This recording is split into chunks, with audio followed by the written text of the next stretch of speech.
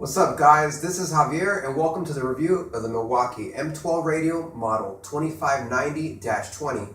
Don't be fooled by its small size, this little guy packs a big punch. This portable radio can be powered by Milwaukee's M12 12-volt lithium-ion batteries and used as a cordless radio. It also comes with an AC power adapter to run off wall power. Many of you are probably wondering if it can charge batteries. The answer is no. Be informed that the radio is sold by itself and does not include a battery or charger. It has two speakers that output in stereo 2-channel audio. The 2-channel effect is only noticeable up close, for example, if you have this in front of you on a desk. At a distance, I didn't notice a stereo effect. The speakers have an aluminum grille that Milwaukee claims helps weatherproof the radio. Surrounding the radio is a built-in roll cage. It helps the radio survive in abusive job site conditions. It's made of an ABS polymer and also doubles as two side handles to easily carry the radio. One of the coolest features of this radio is that it has a compartment in the front that opens up so you can plug in an MP3 player or a smartphone to play your personal music collection. It comes with an audio cable included, so you don't have to go out and buy one. Another neat thing about the compartment is that it has a band that will hold your MP3 player in place so it doesn't tumble around while inside the compartment. It came out many years ago in a time when smartphones weren't as huge as they are today. My Nexus 4 with its big display can't fit in it.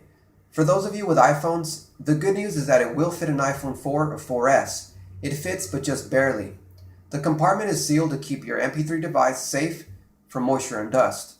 For those of you with Apple products, be informed that there are no smart features on this radio to control your iPhone or iPod, such as being able to change songs from the radio. All of this must be done through your Apple device.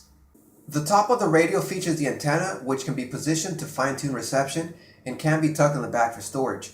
The antenna is user replaceable if it ever breaks. It also features a display that glows orange-red for 15 seconds when the buttons are pressed. Milwaukee kept the radio very simple to use, and I really like that there isn't 100 buttons and a complicated interface. There's only a few buttons. It has a power button, a volume button, clock button to display the time when listening to the radio, a preset button to cycle through 10 programmable radio presets, labeled 0 through 9. It can save 10 radio stations in FM and another 10 in AM frequencies. There's a scan button to scan upwards automatically to find stations. It has an EQ button for adjusting treble and bass.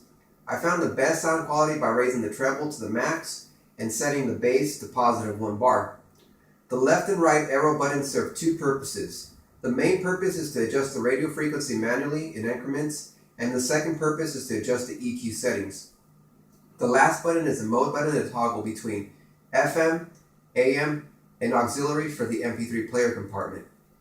At the back of the radio, on the bottom, is where you insert the 12-volt battery packs. Right next to it is a sealed compartment that holds two AAA batteries that save the time on the clock and your radio presets when not on AC or DC power. On the back of it, there's a little flap where you insert the AC power adapter. Now onto the testing. I'm not an expert on sound quality, but I know quality sound when I hear it. I wasn't blown away by the sound quality of the radio, but I did find it to be quite good. Now for those of you that don't care about sound quality, I think you'll be very pleased and the radio won't let you down. The sound comes out clear and has a decent amount of bass. It definitely has more bass than I thought it would for being so small. The sound quality is good throughout most of the volume range. Sound quality goes downhill just a bit near peak volume. There is little to no distortion at max volume with one positive bar of bass. It's not until you crank up the bass to the max at high volume that there is nasty distortion. The sound output is amazing. I would have never guessed such a small radio could be so loud. I used a decibel meter to test the radio's loudness. To be fair, I tested the radio at 20 feet, which is only a few steps away, to give you guys a real-world idea of loudness.